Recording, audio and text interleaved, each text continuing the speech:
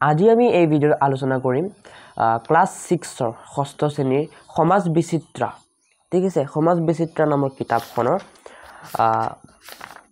যেটো পাঠ 6 নাম হ'ল ইতিহাস লিখনৰ সময় গণনা উৎস আৰু ভাৰতবৰ্ষ এই পাঠটোৰ সকলো প্ৰশ্ন উত্তৰ আলোচনা কৰিম অনুশীলনীৰ ঠিক আছে গতিকে ভিডিঅ'টো শেষলৈকে চাই থাকিবা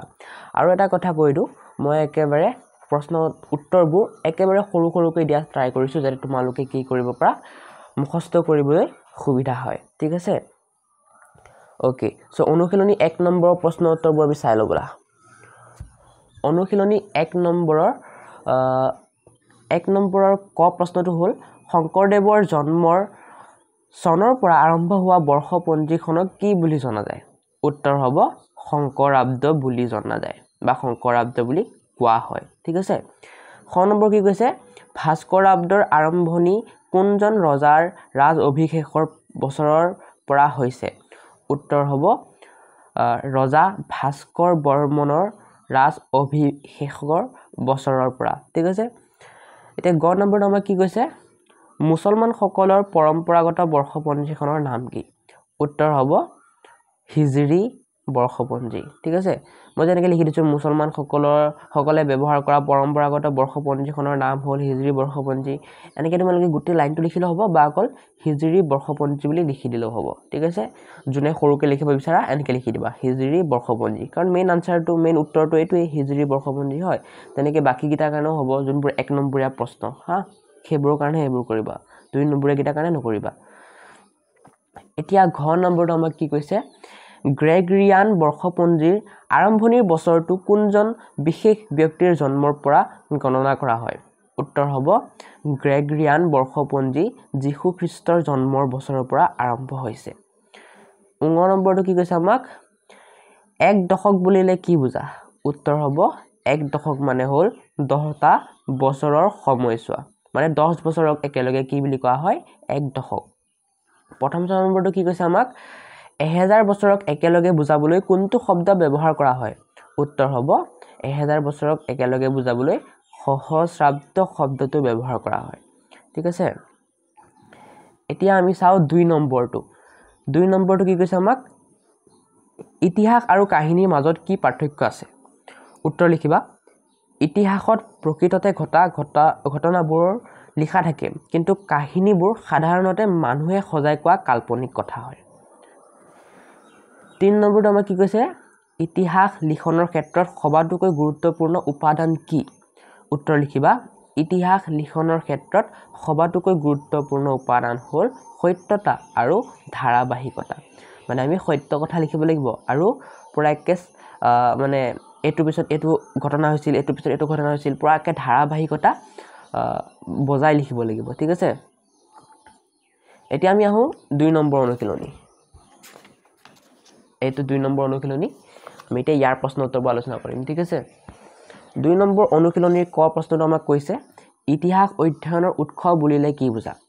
উত্তৰ লিখিবা ইতিহাস অধ্যয়নৰ উৎস হ'ল সেইবোৰ নথিপত্ৰ বস্তু বা কথা যাৰ পৰা আমি অতীতৰ বিষয়বোৰ জানিব পাৰো ঠিক আছে এইটো লিখিলে হৈ যাব খ নম্বৰটো কি কৈছে আমাক ইতিহাস অধ্যয়নৰ দুবিধ উৎসৰ নাম লিখা উত্তৰ হ'ব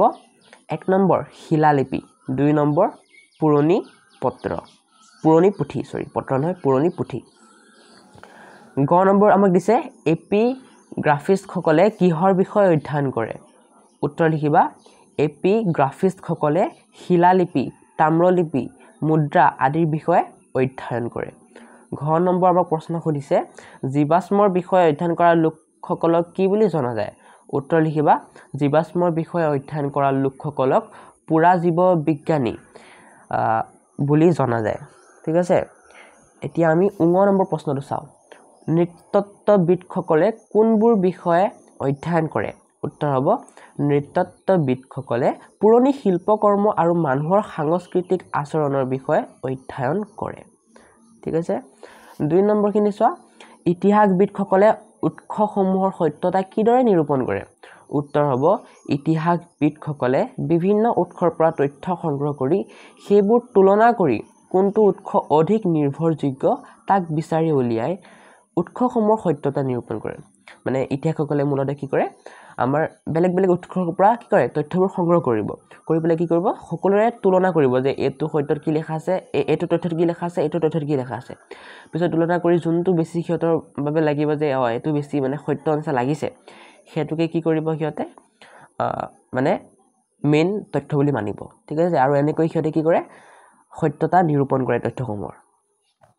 3 নম্বৰ কোৱেশ্চনটো আমাৰ কি কৈছে ইতিহাস লিখনত আন বিষয়ৰ ভূমিকা বৰ্ণনা কৰা উত্তৰ লিখিবা ইতিহাস লিখনত প্ৰত্নতত্ত্ব নৃতত্ত্ব পুৰাজীৱ বিজ্ঞান লিপিবিদ্যা আদি বিভিন্ন বিষয়ে সহায় কৰে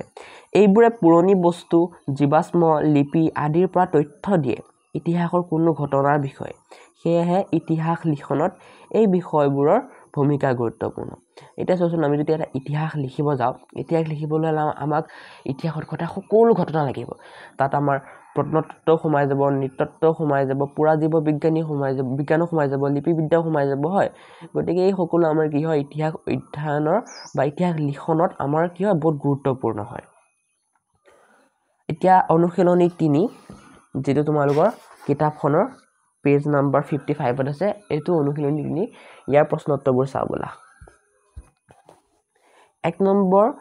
তলৰ প্ৰশ্নবোৰ উত্তৰ দিয়াৰ ক নম্বৰ প্ৰশ্নটো সুধিছে সপ্ত সিন্ধু বুলিলে ভাৰত উপমহাদেশৰ কোনটো অঞ্চলক বুজোৱা হৈছিল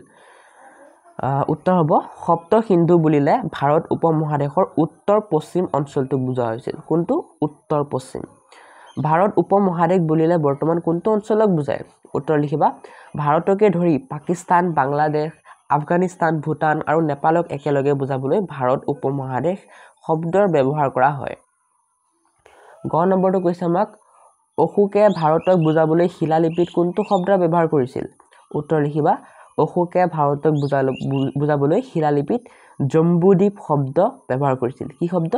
জম্বুদ্বীপ ঠিক আছে এতিয়া ঘ নম্বৰটো চোৱাচোন ঘ নম্বৰ কি কৈছে প্ৰাচীন গ্ৰীকসকলে ভাৰতক বুজাবলৈ কি শব্দ ব্যৱহাৰ কৰিছিল উত্তৰ হ'ব প্ৰাচীন গ্ৰীকসকলে ভাৰতক বুজাবলৈ ইণ্ডয় বা ইণ্ডাইক শব্দ ব্যৱহাৰ কৰিছিল কি শব্দ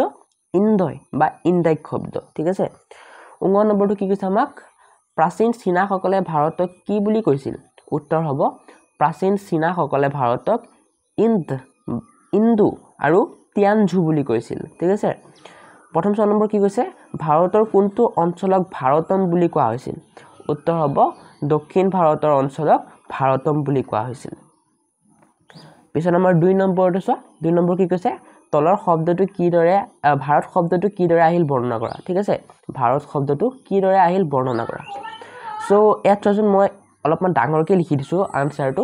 কিন্তু কাৰোবাৰ যদি অলপমান সৰুকৈ লাগে কি কৰিব পাৰা অকলে এই যে তলত হাইলাইট কৰি থৈছো যে আন্ডাৰলাইন কৰি থৈছো যে সেইখিনি লিখিলে হৈ যাব ঠিক আছে আৰু যদি কাৰোবাক ডাঙৰকৈ লাগে গোটেইখিনি লিখিবা কাৰোবাক সৰুকৈ লাগে এই আন্ডাৰলাইন কৰাখিনি লৈকে লিখিলে হৈ যাব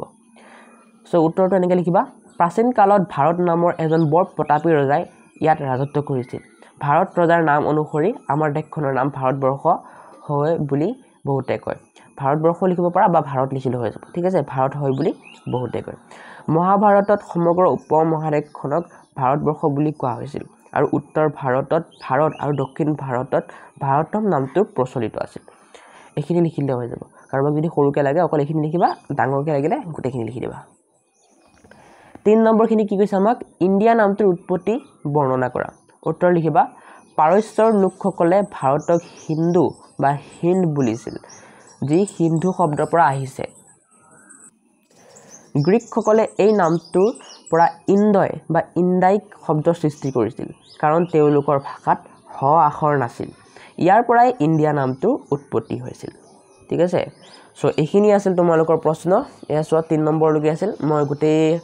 অনুশীলনী 1 2 3 মই তোমালোকক দি দিলো সো লগ পাইছো নেক্সট ভিডিঅ'ত সো তেতিয়ালৈকে চেনেলটো সাবস্ক্ৰাইব কৰি থবা যাতে তোমালোকৰ নেক্সট ভিডিঅ'টো মিছ নহয় ঠিক আছে আৰু হোৱাটছএপত মোৰ চেনেলটোৰ